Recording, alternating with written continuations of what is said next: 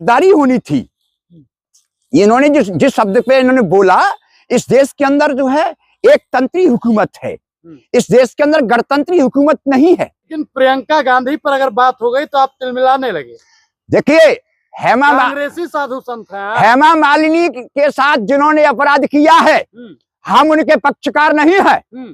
अगर उन्होंने ऐसा किया है तो उनके खिलाफ भी कार्रवाई होना चाहिए, चाहे वो कोई भी नारी शक्ति के प्रति जो ये दुर्भावना रखते हैं, चाहे वो किसी भी विचारधारा किसी भी पार्टी का हो, उस पर कानूनी कार्रवाई होना चाहिए। सोनाक्षी सिन्हा का जब अपमान हुआ तब आपने क्यों नहीं बोला? देखिए, कोई हमने आप स्पष्ट बात कह दी। अतीसी का अपमान हुआ, उस पर आप नहीं बोल रहे हैं। हम एक ही बात, जो भी व्यक्ति जिस पार्टी का है, नारी शक्ति का अपमान होता है, भाजपा का हो, सपा का हो, कांग्रेस का हो, भाजपा का हो, उसके खिलाफ कानूनी कार्रवाई होना चाहिए। क्या चाहते, क्या हो रमेश भदौड़ी के साथ? इनके खिलाफ कानूनी, इसमें इनको अरेस्ट करना चाहिए। माफी तो मांग ली उन्होंने। माफी मांगना, माफी क्या, हम जब स्कूल में पढ़ते थे तो कान पकड़ते थे, गुरुजी माफ कर देना। माफी मांगने के 2 शब्द कह दिए, माफ कर दिया। रामचरितमानस की दुहाई दे रहे थे। हाँ, मानस में लिखा हुआ है, हाँ, कि गए शरण प्रभु राखे हैं तव अपराध विसार। गए शरण प्रभु राखे तव अपराध विसार। आप कितना भी अपराधी हो, हाँ, और भगवान की शरण में जाएंगे तो भगवान आपको माफ कर देंगे। बिल्कुल सही बात है। मानस में भी लिखा है, सन्मुख हो जीव मोह जबहि, हाँ, जन्म कोटस नासे तबहि। जीव क्या है? जीव सन्मुख कहाँ है? जीव बहिर्मुख है। आपके प्रश्न का उत्तर है कि जीव बहिर्मुख है, सन्मुख होए यानी जीव अंतर्मुखी होगा, तो उसके पाप नष्ट हो जाएंगे। सन्मुख होए जीव जब मोही और जन्म कोट अग्नासों तब ही। तो भगवान कह रहे हैं कि जीव का जो मन है वो बहिर्मुख है। जब जीव का मन अंतर्मुख होता है तो मैं उसके समस्त पापों का नाश कर देता हूँ। लेकिन पंडित जी ने तो विकास की बात की थी, केवल क्या चीज? ने कहा कि सड़क बिल्कुल चिकनी बनाएंगे, उनके कहने का मतलब ये। बहुत अच्छा, उनको ये कहना था कि हम जो पेरिस कैसी सड़कें बनवाएंगे, हम दिल्ली के अंदर सड़कें जो है सुंदर बनवाएंगे, अच्छी बनवाएंगे। फिर आप तुलना कर रहे हैं जो है एक महिला के गालों की। फिर किसकी तुलना करते हैं? वो वक्त भी आएगा, वो वक्त आ रहा है। एक ऐसा वक्त आएगा लोगों पर पाबंदी होगी। अच्छा, क्यों होगी?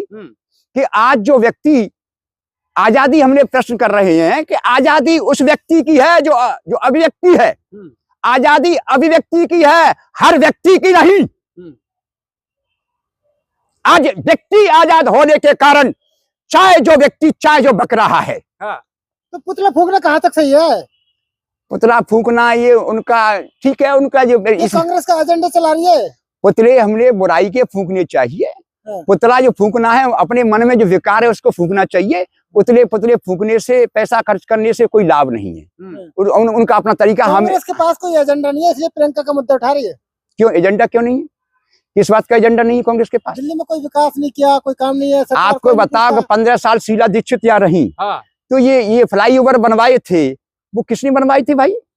जो भी सत्ता में आता है वो अपने हिसाब से विकास करता है। आप जो है सारे विकास के आंकड़े लिखिए कि कितनी सड़कें केजरीवाल जी ने बनवाई, और कितनी सड़कें शीला दीक्षित ने बनवाई, और कितनी सड़कें भारतीय जनता पार्टी के मुख्यमंत्री ने बनवाई। कहना बात अलग है। आपदा को हटाना चाहते हैं मोदी जी, और ये मोदी तो मंगलकारी और अशुभ है। कैसे अशुभ होगी? क्यों? अगर कोई पिछड़ा सत्ता पे बैठ जाए तो वो अशुभ होगा। हिंदुस्तान के लोगों की बुद्धि भ्रष्ट हो चुकी है। इस देश का व्यक्ति बौद्धिक दृष्टिकोण से पिछड़ा हुआ व्यक्ति, बौद्धिक दृष्टिकोण से पिछड़ा हुआ व्यक्ति देश की ड्राइविंग करेगा तो देश पीछे रहेगा, आगे नहीं जाएगा।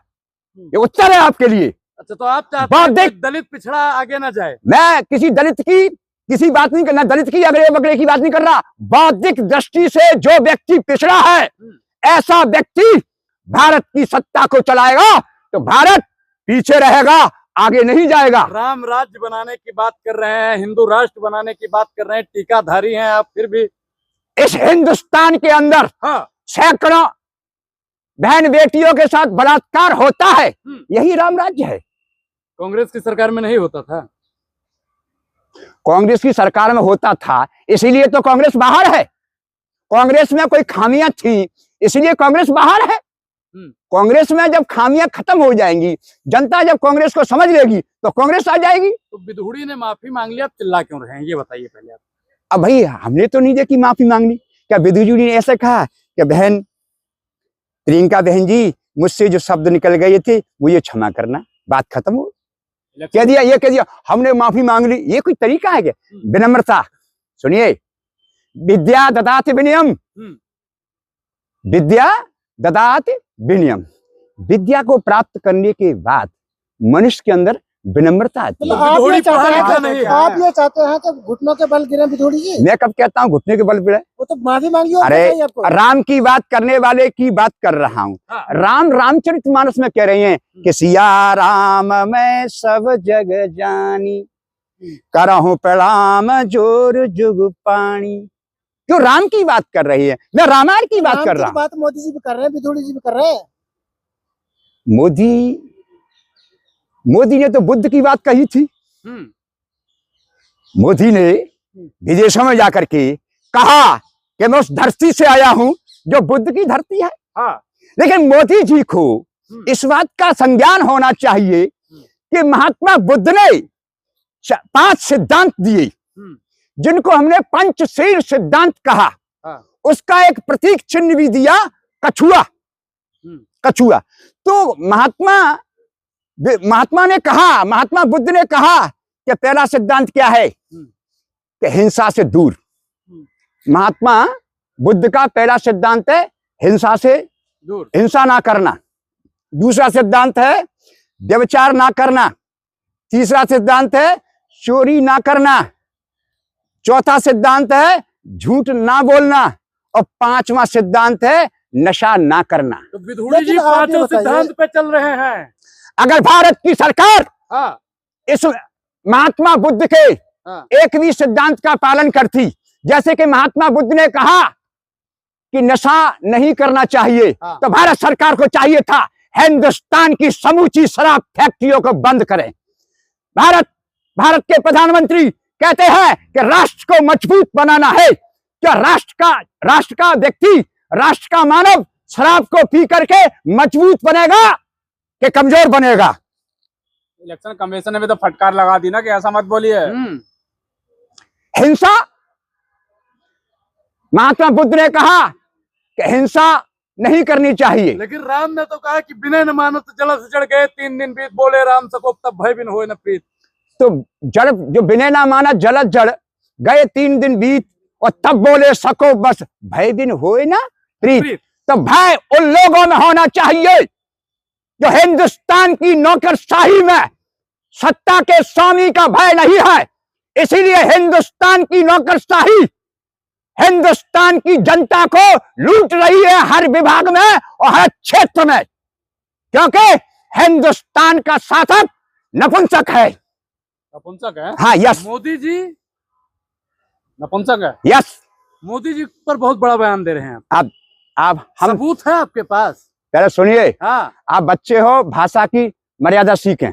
सबूत दिखाइए। हम दिखा रहे हैं। आप प्रधानमंत्री जी को ऐसा बोल देंगे फिर हम बोलने की मर्यादा सिखाएंगे। आप साइलेंट रहो, हम जवाब दे रहे हैं। आप हमारे देश के प्रधानमंत्री को 56 इंच वाले प्रधानमंत्री को नपुंसक बोलेंगे और फिर आप भाषा की मर्यादा सिखाएंगे। पहले सुने, आपने हमने संवाद कर रहे हैं। साधु संत की भाषा है, हम बोल रहे हैं, आप साधु संत की भाषा, हम जवाब दें या नहीं दें? साधु संत ये साधु का भाषा है।